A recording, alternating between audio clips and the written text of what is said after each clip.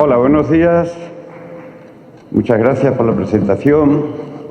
Bueno, como ya se avanza en el programa, el tema de mi disertación va a ser una reflexión general sobre unos cambios que se están produciendo de manera vertiginosa en el derecho penal moderno, en la mayoría de los países de nuestro entorno, y que lejos de ser unos cambios,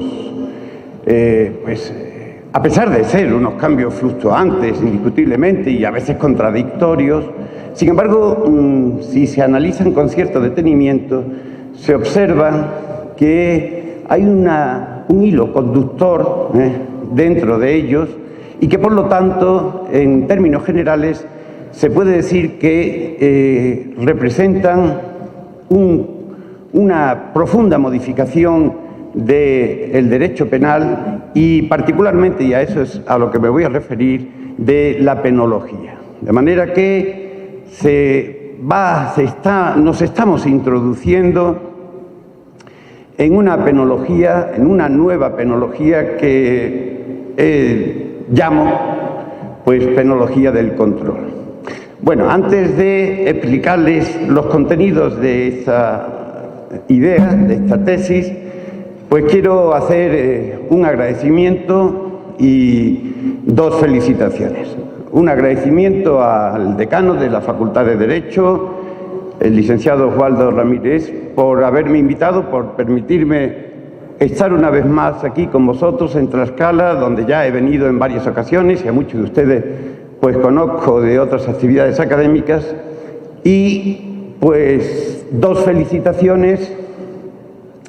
La primera de ellas a quienes han organizado este congreso. Es verdaderamente sorprendente la cantidad de personas que se han visto animadas a participar en el mismo. Realmente hoy, y se lo digo como profesional de la enseñanza universitaria, conseguir un evento con un público tan numeroso es absolutamente extraordinario. De manera que quiero felicitar a quienes han tomado la iniciativa de organizar este encuentro y también a esas otras personas, esas personas que no están visibles, ¿verdad?, para todos nosotros, pero que sin embargo son esenciales en la organización de un evento de estas características, que hace que ustedes y nosotros nos encontremos cómodos y las expectativas que nos hemos generado se cumplan satisfactoriamente. Esos equipos de personas insaciables que están constantemente trabajando con estos objetivos y que si ustedes me permiten, voy a personalizar en una de estas personas y su equipo de trabajo, Wendy Fernández de Lara, que desde que se empezó a organizar el Congreso ha estado atentísima con una eficacia extraordinaria para, como les digo, procurar que todo salga bien.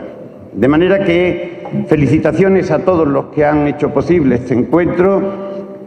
Ayer le decía yo al decano que no serán muchas las ocasiones en que un congreso logre llenar, desbordar un salón de estas dimensiones.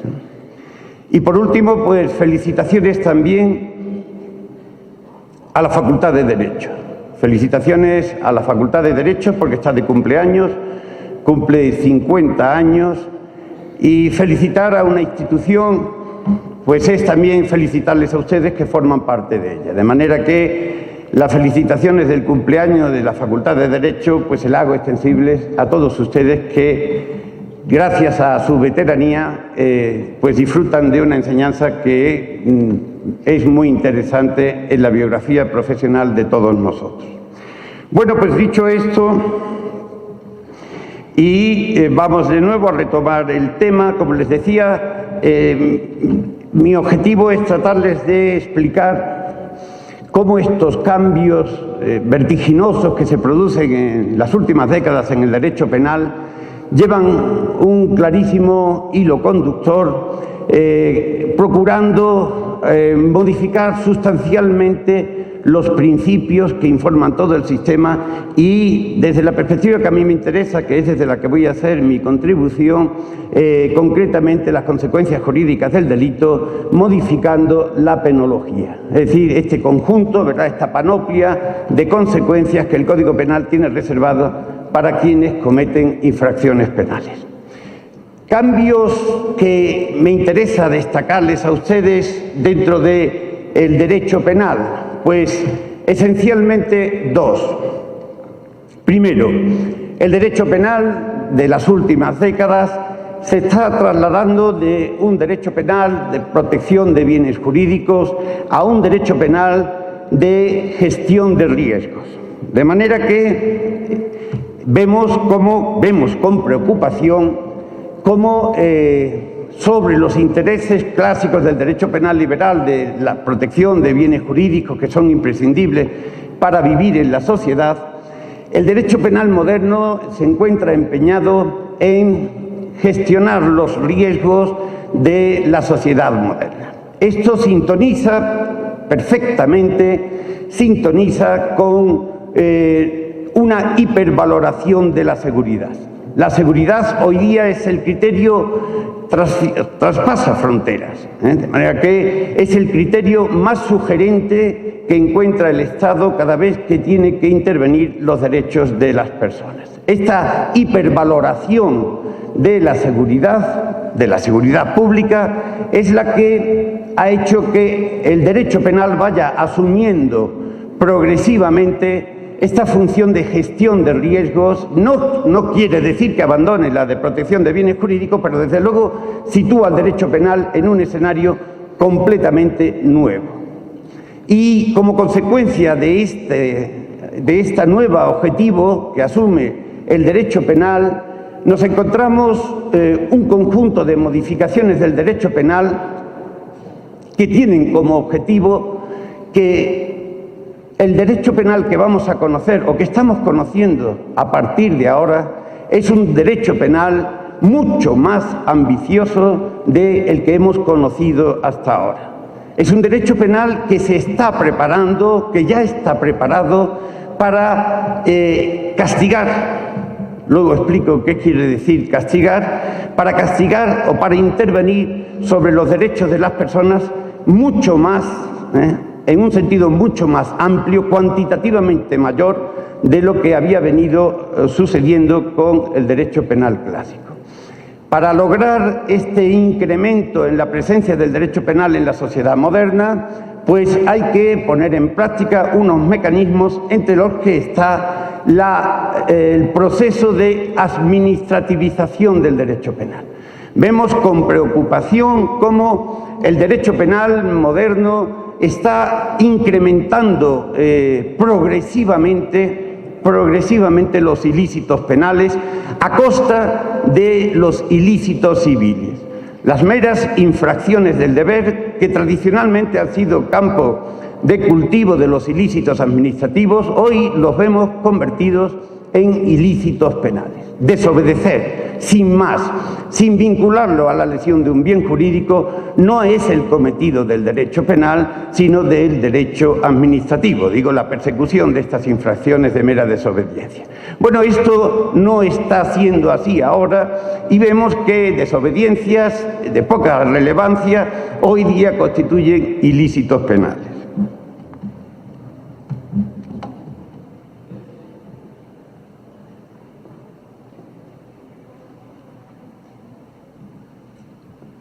Pero esta extensión del derecho penal no se limita a la incorporación de nuevos ilícitos penales, sino a la modificación de las técnicas de persecución de los delitos. Ayer decía aquí el doctor Serafín Ortiz Ortiz que veía con preocupación, como no puede ser de otra manera, como lo vemos todos los juristas, cómo el Código Penal o los códigos penales de México no paran de incorporar nuevos delitos.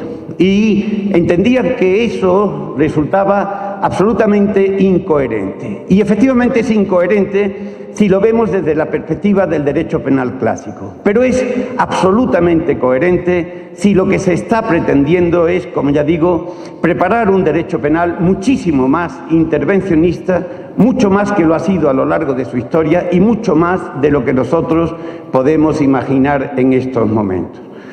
Administrativización y nuevas técnicas de persecución de los delitos. De manera que no es solo crear delitos, sino facilitar, ampliar extensivamente, ahora cualitativamente, la persecución de los delitos, incorporando técnicas como los delitos imprudentes, los delitos de peligro concreto, los delitos de peligro abstracto, ampliando la responsabilidad penal a las personas jurídicas y otras técnicas. Estamos viendo cómo también desde una perspectiva cualitativa el derecho penal amplía progresivamente su campo de actuación. ¿Qué se espera entonces? ¿Qué espera el derecho penal de la penología? Es decir, ¿cómo quiere el derecho penal que sea la penología adaptada a estos nuevos postulados de política criminal?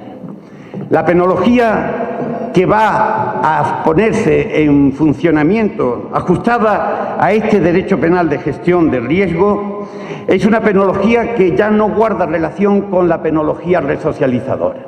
Es una penología que tiene como eje, como objetivo principal, diseñar mecanismos o consecuencias jurídicas del delito, penas y otras consecuencias jurídicas del delito, no con el objetivo de resocializar a los que han cometido delitos, sino con el objetivo de convertirse en un vector de neutralización del riesgo, es decir, en una fuerza que evita o que neutraliza los riesgos mediante el control. Por lo tanto, si la pena del futuro ya no tiene esta función resocializadora, tampoco tiene por qué ser concebida como castigo.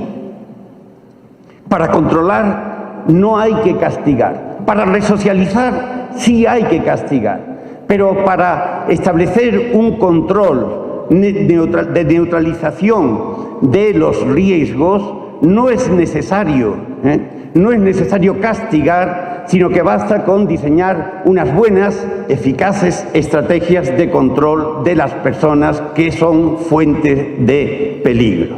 De manera que, como vamos a ver ahora, queda orillada la penología resocializadora en favor de esta penología del control que va a inspirar los cambios penológicos más importantes que se han producido en las últimas décadas. Y en este nuevo escenario de la penología del control, ¿qué papel va a cumplir la pena de prisión? Bueno, desde luego no estoy pretendiendo decirles que en el futuro la pena de prisión vaya a desaparecer, en absoluto. No creo que la pena de prisión vaya a desaparecer, ni creo que nosotros vayamos a conocer una sociedad en la que no exista la pena de prisión. Lo que sí va a ocurrir es que la pena de prisión va a perder su hegemonía. En el futuro, la pena de prisión va a dejar de ser el eje que vertebra todas las consecuencias jurídicas del delito. De manera que hoy, empíricamente, estadísticamente, comprobamos cómo la prisión ralentiza su crecimiento a nivel mundial. Después de unas décadas de un crecimiento muy intensificado, en la actualidad se puede decir que hay un cierto estancamiento o un crecimiento más ralentizado de la población penitenciaria a nivel mundial. Una prueba, un dato estadístico de esta desviación de la hegemonía punitiva de la prisión a otras nuevas penas lo encontramos en Estados Unidos. Estados Unidos, que además de la Coca-Cola pues exportan mucha política criminal moderna, pues Estados Unidos tiene actualmente en la cárcel entre 2 y 3 millones de personas. Entre 2 y 3 millones de personas están en prisión. Sin embargo, ¿saben ustedes cuántas personas están bajo el control telemático? Entre 4 y 5 millones de personas. No es un castigo, no es estar en la cárcel, es una nueva forma, es una nueva penología. La cárcel ha tocado techo. En este contexto, la cárcel se ha agotado como pena en el derecho moderno. La cárcel es una pena costosa, es una pena que le representa al erario público un considerable pellizco, es decir, mantener privados de libertad miles de personas supone un costo muy considerable en comparación con la rentabilidad que tiene. Pero no solamente es que sea costosa, que ya es un dato importante, es que la cárcel es muy visualizable. La cárcel no tiene el don de trabajar como pena de forma subrepticia, de forma soterrada, sino que es una pena muy fáctica, muy presente en todos nosotros. Genera una especie de mala conciencia saber en qué condiciones viven las personas que están privadas de libertad en nuestros países. Ayer escuchábamos cómo el profesor Arroyo Zapatero decía que el ministro de Justicia de Brasil decía que prefería morir antes de entrar en la cárcel. De manera que eso no es un dato agradable de oír para la opinión pública. Y es que la cárcel todavía gira mucho en torno al castigo corporal. Es, como digo, muy fáctica. Hace excesivo daño al cuerpo del condenado. Y además ha tocado techo la cárcel porque sencillamente resulta una pena muy contradictoria. Muy contradictoria cuando se pretende decir que la cárcel tiene una función resocializadora. Nadie, absolutamente nadie se cree hoy día que la cárcel puede convertir en buenos a las personas que entran dentro de ella. ¿Cómo deberíamos de tratar a un hospital cuya finalidad es curar a los enfermos, en donde el 60% de los pacientes que entran dentro de él salen en peores condiciones que cuando entraron? Desde luego, lo primero que haríamos es no llevar a ningún enfermo allí y lo segundo es cerrar ese hospital, ¿verdad? Bueno, pues eso es precisamente lo que ocurre en la cárcel. La cárcel es muy contradictoria porque cotidianamente demuestra que es un instrumento incapaz de resocializar a nadie. Entrar en la cárcel es todo lo contrario, es una garantía de iniciar una carrera criminal.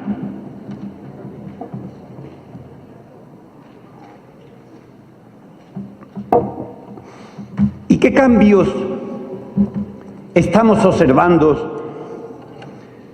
¿Qué cambios estamos observando en el derecho penal moderno que nos indican este nuevo juego hacia la penología del control y este relativo orillamiento de la penología liberal resocializadora? Voy a desgranar una serie de modificaciones que seguro que todos ustedes van a poder identificar y que, como les decía al principio, a mi juicio identifican un cambio, un movimiento coherente en una sola dirección. En primer lugar, es observable un cambio en el discurso. En el discurso de los responsables de la política criminal se observa un cambio que tiene un doble fin. Por una parte, desacreditar el interés por la penología resocializadora, reconocer la dificultad de alcanzar las metas resocializadoras y, por otra parte, sobrevalorar la necesidad de que el derecho penal preste un servicio social de control de riesgos. Con este doble objetivo observamos un cambio en el discurso punitivo y vemos cómo se afirma, cómo hoy no estamos dispuestos a soportar el análisis sociológico de la delincuencia juvenil, que nos lleva a decir que, bueno, la etiología del delito muchas veces pues está condicionada por una sociedad injusta y desigual, en donde todos no tenemos la misma posibilidad de acceder a los recursos socializantes. Esta injusta distribución de los recursos es la que justifica que determinadas personas tengan más proclividad a cometer delitos. Esto no es un discurso hoy día sostenible.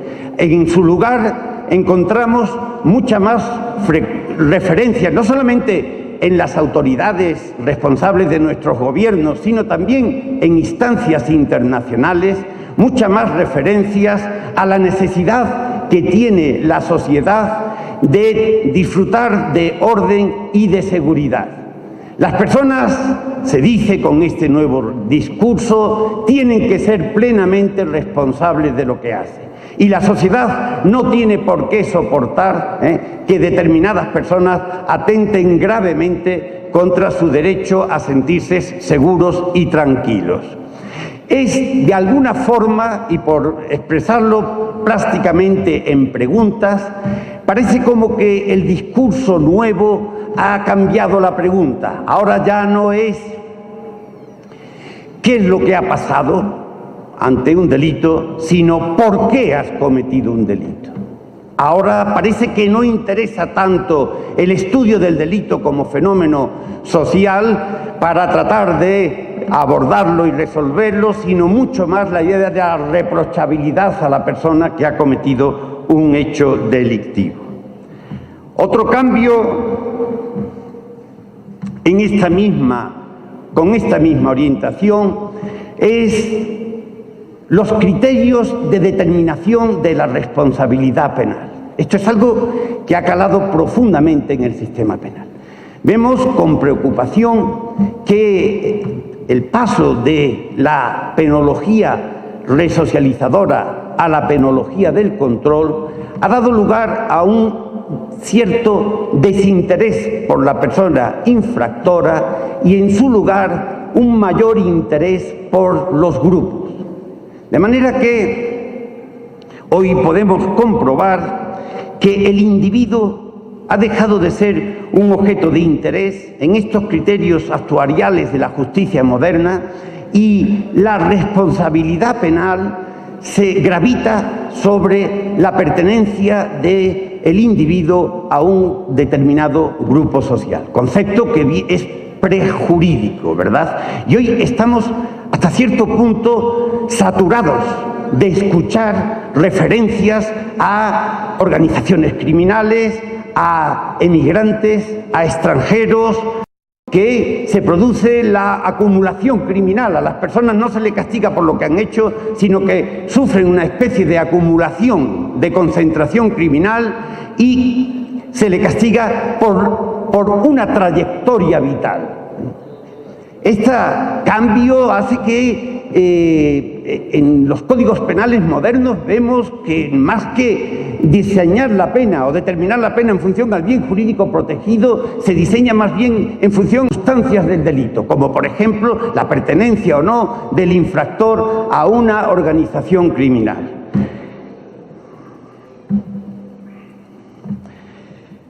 Las estrategias, el objetivo ha cambiado. El objetivo ha cambiado y de estas finalidades resocializadoras ahora lo que se trata de determinar son estrategias de control. Al cambiar el paradigma de la resocialización al diseño de estrategias de control, se producen cambios también interesantes desde la óptica de la penología. Porque la estrategia del control, como objetivo del derecho penal moderno, nos aleja de la complejidad de explicar las penas desde la óptica de la resocialización. La resocialización desde el siglo XIX ha sido un auténtico quebradero de cabeza para el sistema penal. Ni ha sido capaz de lograr la resocialización de los condenados, ni siquiera el sistema penal ha sido capaz de explicar qué queremos decir cuando hablamos de resocialización.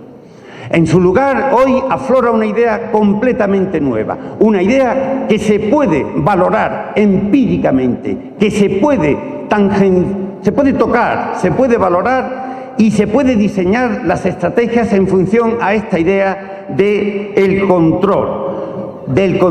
De manera que el éxito de este objetivo de control cierra todo el sistema en torno a disminuir el riesgo. Esto quiere decir que, a diferencia de las propuestas anteriores, hoy valoramos la eficacia de una pena en función a si ha logrado o no ha logrado disminuir el riesgo. Y a la inversa, el mensaje está claro: si una determinada pena no logra disminuir el riesgo, la solución es unívoca. Lo que hay es que modificar la pena y hacerla más eficaz de cara al riesgo que se trata de neutralizar. Como ven ustedes, es un planteamiento mucho más sencillo, mucho más reducido, pero ahora vamos a ver que este objetivo de control del riesgo pues incide fuertemente en el diseño de las nuevas penas que vamos a tener en el derecho penal. Quiero también hacer referencia a algo colateral, pero no tan colateral, que es el tema de las drogas. Como todos sabemos, las drogas, las políticas criminales en torno al tema de las drogas constituyen uno de los fracasos más grandes que se han producido, que se han originado a lo largo del siglo XX. La sociedad, a pesar del castigo, se sigue drogando. La sociedad se sigue drogando y las políticas criminales de represión del consumo de la droga o del tráfico de las drogas son un rotundo fracaso. Y eso ha dado lugar a que se esté reflexionando profundamente para un cambio esencial en las políticas criminales en torno a la droga. Hoy vemos con cierta sorpresa cómo los creadores de las corrientes de opinión en el mundo moderno a nivel global van por ahí ya sin ningún tipo de reparo promocionando la idea de la despenalización, de la descriminalización del tráfico y consumo de droga.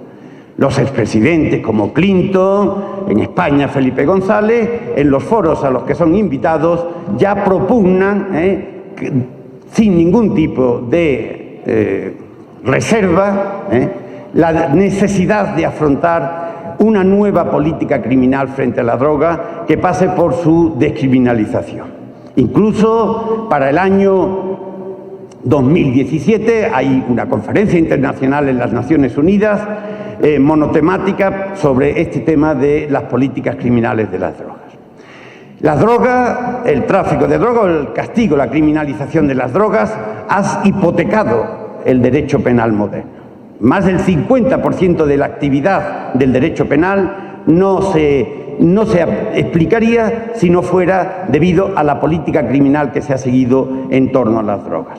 Pero es que además el cambio de paradigma en relación con la persecución del tráfico de drogas y del consumo de drogas también guarda relación con este cambio penológico.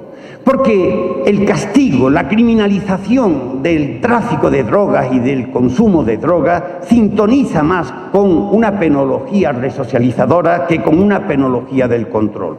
Porque convierte al sistema penal, a las penas, las compromete con la obligación de resocializar mediante tratamientos de deshabituación a el sujeto consumidor de drogas. Es decir, fuerza o vincula el sistema punitivo con estos objetivos de deshabituación del drogodependiente. La liberalización del tráfico y del consumo de drogas, que es previsible que suceda en los próximos años, nos libera también del derecho de la penología resocializadora y nos pone en el horizonte esta penología del control. Por eso le digo que no es tanto un problema colateral, sino un problema esencial en esta evolución. Otra cuestión, otro cambio interesante en sintonía con la tesis que les propongo es la privatización del sistema penal. Mientras que el objetivo de las penas era la resocialización, el sector privado ha encontrado muchas dificultades, como todos sabemos, para entrar de lleno en el sistema penal, para gestionar el sistema penal. Es evidente que se suscitaban muchas críticas desde la óptica del Estado de Derecho para que una empresa asumiera nada menos que el objetivo de resocializar a determinadas personas, incidiendo en el fuero interno y en sus convicciones. Pero concebidas las penas desde la óptica del control, hoy se abren las puertas a la entrada del sector privado en el sistema penal. Una entrada que no va a ser como la de estas décadas anteriores de privatización, sino mucho más selectiva. Va a ser una entrada de externalización de los servicios de las penas. El sector privado ya no tiene interés en privatizar el sistema penal, sino que tiene interés en hacerse cargo, rentabilizar económicamente la participación en determinados aspectos del sistema penal. En concreto, el sector privado se está posicionando en la gestión, en la ejecución de las nuevas penas de diseño de las que luego vamos a tener ocasión de hablar. De manera que, descargado el sistema de esa referencia a la resocialización con la complejidad que ello entraña, vemos ahora una penología mucho más propensa a lograr la participación del sector empresarial que la anterior. Otro aspecto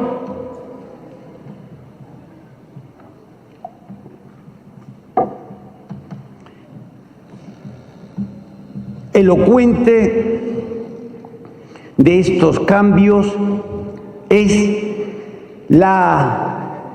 el desmontaje o la desarticulación de los recursos resocializadores, especialmente los que se han estado utilizando en los sistemas penitenciarios.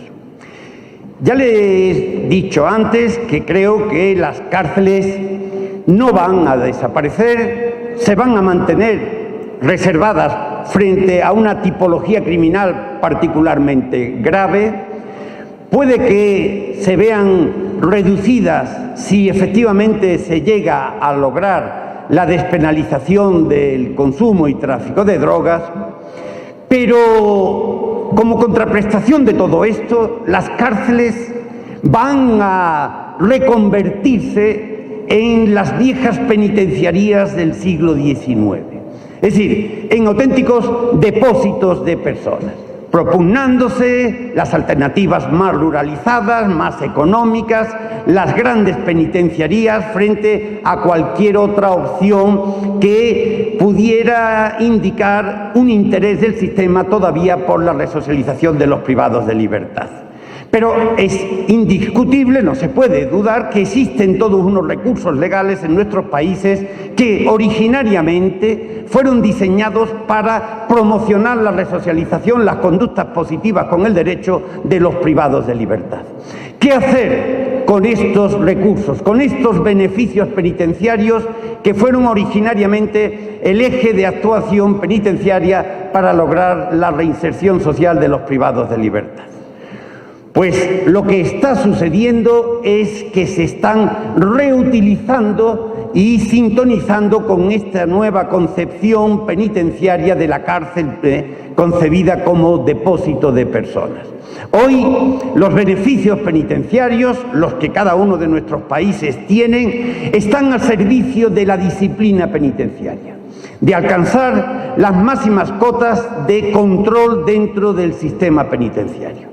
Pero más allá de eso es que se está produciendo otro fenómeno muy sintomático, muy elocuente, y es que desaparecidos los fines resocializadores, incluso dentro del mundo de las prisiones, la fisura entre la institución penitenciaria y la libertad es cada vez más pronunciada.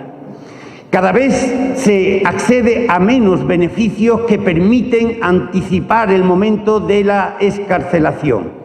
Cada vez se está más tiempo en la prisión, no porque las penas sean más largas, sino porque en tanto en cuanto el acceso a los beneficios que anticipan la excarcelación se van reduciendo, el tiempo de permanencia medio de las personas en las cárceles cada vez resulta ser mayor. La fisura también se aprecia en la objetivización del sistema penitenciario. Los criterios que hoy se emplean dentro del mundo de las prisiones se están objetivizando y no podrían ser de otra manera, por esta razón del desinterés por el individuo en favor del interés por la certeza de la pena. De manera que tenemos que los sistemas clásicos que conocemos en nuestros países y que de una u otra forma el legislador le llama sistemas progresivos, se han terminado fraccionando, fracturando.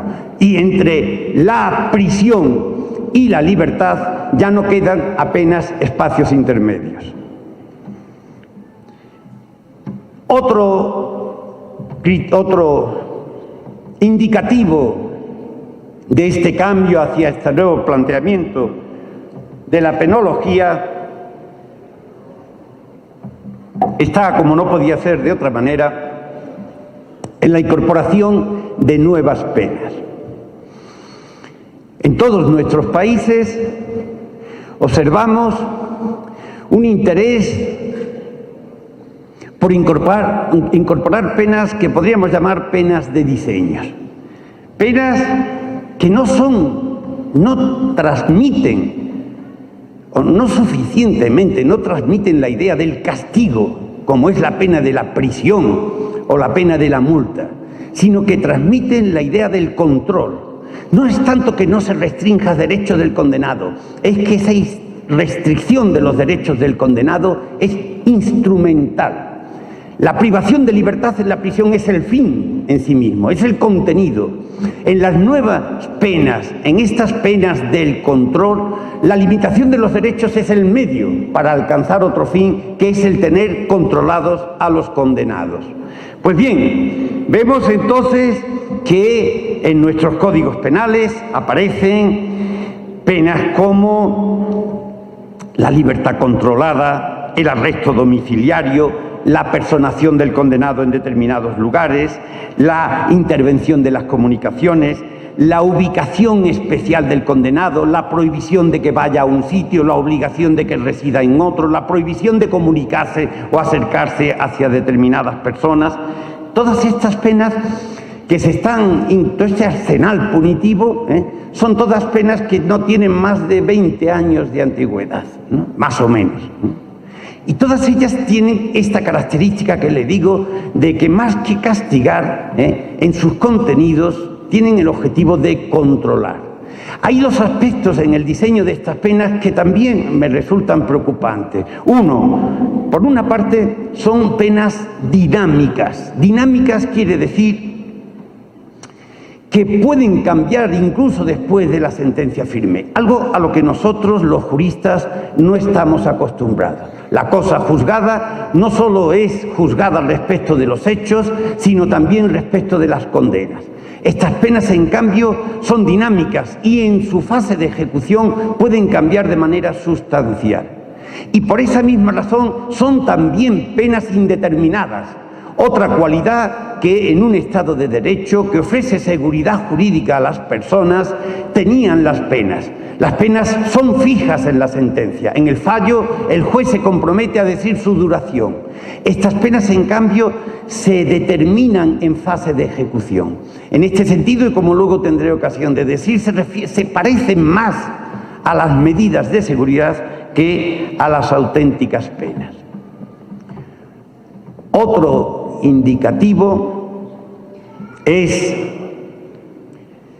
la incorporación de los controles telemáticos al mundo de las penas, al mundo de la penología. Una vez más, el derecho penal cuenta con la tecnología para diseñar las penas. Ayer teníamos ocasión de escuchar al profesor Arroyo Zapatero, como decía, lo importante que fue la guillotina en la evolución de la pena de muerte. Transmitía, ¿verdad?, esa idea de que ya el ejecutado no sufría.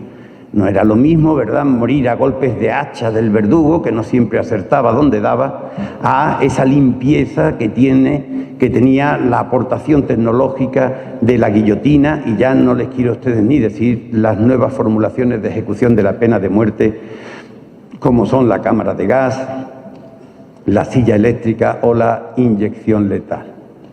Bueno, pues la nueva penología del control abre sus brazos a las aportaciones de la tecnología. Y la tecnología aporta algo que creo que va a ser definitivo en las próximas décadas. Es el control telemático de los privados de libertad. De los privados de libertad, de los condenados. De manera que estamos ahora recibiendo, ya digo, en Estados Unidos son cerca de 5 millones de personas las que están sometidas a controles telemáticos. Pulseras, tobilleras y distintas formas de controles se están desarrollando vertiginosamente. En sus orígenes, no hace ni 20 años, se plantearon como alternativas a la pena de prisión. Y eso les dio una fuerza legitimante, ¿verdad? Porque entre estar en prisión y estar en la calle con una pulsera de control telemático, indiscutiblemente nadie va a discutir que es mucho mejor la segunda alternativa. Pero ese origen se ha pervertido con el transcurso del tiempo y hoy los controles telemáticos se han convertido en penas en sí mismos. De manera que ya no sacan a las personas de la cárcel, sino que someten a control a nuevos sectores de la sociedad. La evolución tecnológica de estos instrumentos telemáticos es también muy significativa y de preocupación para nosotros, porque se ha pasado de la televigilancia al telecontrol. Al principio, los sistemas telemáticos de control se aseguraban la presencia del condenado que portaba el instrumento técnico en un determinado espacio.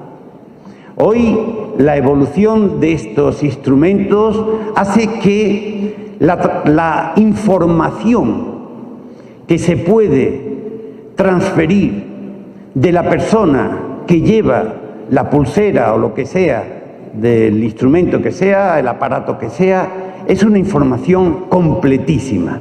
Ya no se trata solo de decir dónde está el sujeto que lleva la pulsera, sino de informar sobre sus constantes vitales, informar sobre si se encuentra, si ha consumido o no ha consumido drogas, informar sobre el grado de excitación que tiene ese sujeto, Esas nuevas generaciones son activas, y son activas porque permiten que desde los monitores de control se puedan lograr pequeñas, cuando así se estime conveniente, pequeñas descargas a la persona portadora del aparato, o en casos de emergencia se le pueda suministrar una sustancia sedante que lo neutraliza. Como ven ustedes, estas nuevas tecnologías están posibilitando que estas millones de personas que en el futuro van a llevar estos aparatos no solo se informe sobre dónde están, sino las 24 horas del día y los 365 días del año, sobre cuáles son sus constantes vitales, si está nervioso, si tiene ansiedad, etcétera, etcétera, etcétera. Señores, esa es la auténtica pena panóptica. Esa es la que buscaba Bentham y la que creyó encontrar en las cárceles de panópticas o de radiales, ¿no? La verdadera pena panóptica, la que logra dar una información permanente de la persona, es este control, este telecontrol de estos nuevos instrumentos. Este control será en el futuro la prisión del siglo XXI, porque no es costoso, no es visualizable, es eficacísimo, y permítanme que diga una cosa más. La transferencia de esos datos digitalizados no va a ir al Poder Judicial, sino que va a ir a las instancias policiales o al sector privado, que es quien se reserva para gestionar todos estos modos telemáticos de control. Esa es la penología del control. Y voy terminando. Un último indicativo es que rompe también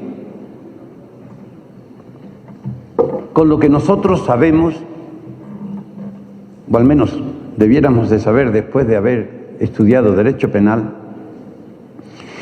y es que en pos de la máxima seguridad jurídica, el derecho penal se estructura básicamente sobre la misma idea del contrato. De la misma forma que el pago de las obligaciones del deudor le exime de cualquier otra obligación, el cumplimiento de la pena, dicen nuestros códigos penales, es una causa de extinción de la responsabilidad penal, ¿verdad? Esto es algo que tenemos clarísimos. Sin embargo, para la penología del control, eso no es suficiente. Es necesario crear un espacio postpenitenciario de control puro, después de haber cumplido la condena. Las primeras experiencias de este tipo se hicieron en Estados Unidos, concretamente en el estado de Washington, en el año 1990, y se ha extendido ya por todo el mundo. De manera que, con matices, ¿verdad?, dependiendo de la legislación de unos países u otros, terminado de cumplir la pena, el condenado no está en condiciones de ser sujeto de pleno derecho, sino que, en base a criterios puramente de riesgo, de peligrosidad, va a permanecer sometido a un control que, como ustedes pueden imaginar, va a ser un control telemático, digitalizado. Así que, después de cumplir la pena, los condenados que presenten ciertos índices de riesgo, pertenencia a grupos criminales, del tipo que sea, seguirán sometidos al control del sistema penal a través de los controles telemáticos. En fin, como ven ustedes, le he hecho un abanico de indicativos que creo que todos ellos apuntan de forma coherente a este nuevo cambio de paradigma, en donde en el futuro situará el sistema penal como un sistema dedicado a neutralizar los riesgos y a mejorar las técnicas de control sobre las personas. Hoy, si yo les pregunto que levanten la mano las personas que han pasado por la cárcel, espero que no muchos de ustedes la levanten, me temo que dentro de 20 años, si hago la misma pregunta, alguno que otro señale y enseñe una pulsera de control telemático. En conclusión, ¿qué me preocupa o qué me parece criticable de esta evolución? No quiero agotarles más, solamente indicarles 3 aspectos que creo que son dignos de destacar. En primer lugar, he dicho que son penas sin castigar, pero eso no es del todo cierto. Todo control gravita sobre la libertad de los derechos de las personas. En segundo lugar, esta nueva propuesta no surge como alternativa a la prisión, no surge para reducir la población penitenciaria de nuestros países, sino para incrementar el castigo a nuevos sectores de la sociedad. Y en tercer lugar, es una penología que se basa sobre criterios puramente peligrosistas. Y en la historia del derecho penal, cada vez que ha sucedido esto, se ha instrumentalizado el derecho penal y han sufrido graves menoscabos los derechos de las personas. Nada más, muchas gracias.